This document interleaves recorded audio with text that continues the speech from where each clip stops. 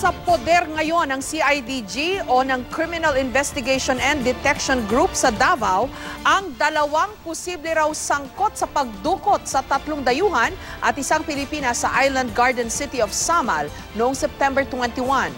May report si Tuesday New ng Super Radio DZBB. Tuesday?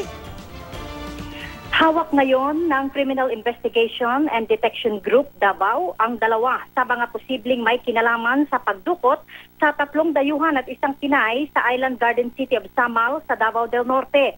Kinumpirma ng isang opisyal ng CIDG na naaresto ang dalawa noong linggo ng gabi sa Davao City. Isaan niya sa mga suspect ay may warrant of arrest para sa mga kasong murder, kidnapping at illegal possession of firearms na inisyu ng korte sa Nabunturan, Compostela Valley. Inaalam ngayon ng mga otoridad kung ano ang posibleng kaugnayan sa Abu Sayyaf Group ng mga suspect o sa kung alin pa mang local criminal gang. Sa ngayon, patuloy na isinasailalim ng CIDG Davao sa interogasyon ang dalawang naarestong mga suspect.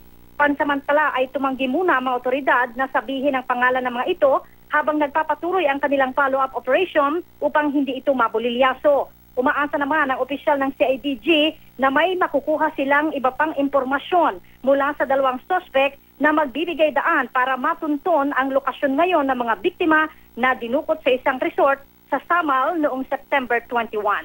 Jessica. Tuesday, sinabi ba ng mga pulis o yung kung sino mang grupo yung nakahuli dito sa dalawang suspect kung paano nila natunton itong mga to?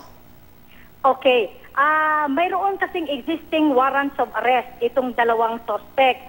Partikular na dyan ay yung sa mga kasong murder, illegal possession at firearms, lalo na sa kasong kidnapping. Ito ngayon ang nagbibigay direksyon sa mga otoridad para halukayin yung iba pang posibleng kasong kidnapping na kinasangkutan na dati na mga suspect na posible umanong mag-uugnay sa nangyaring pagdukot sa 3 dayuhan at isang Pilipina sa Davao del Norte. Jessica.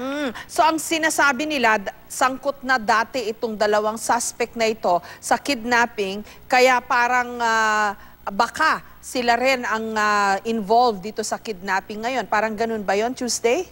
Tama ka, Jessica. Yan ngayon yung parang hint o lead ng ating mga otoridad para kalkalin yung iba pa nilang kinasangkutang kasong kidnapping dati. Dahil yung dalawang suspect na yan ay dyan din mismo nag-ooperate sa Davao Region area, kung kaya't maaari daw na baka mayroon silang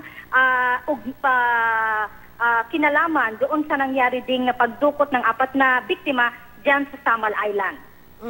Pero hanggang ngayon hindi sinasabi ng pulis kung kaninong grupo kasapi itong dalawa na ito. Sa ngayon, Jessica, ay wala pa silang sinasabing ganyan dahil nasa proseso pa lamang yung ating mga otoridad ng pagkumpirma kung ano yung posibleng partisipasyon ng dalawang naarestong suspect sa naganap na pagdukot sa Samal Island at kung saang grupo sila posibleng kabilang. Jessica. Maraming salamat, Tuesday New ng Super Radio DZBB.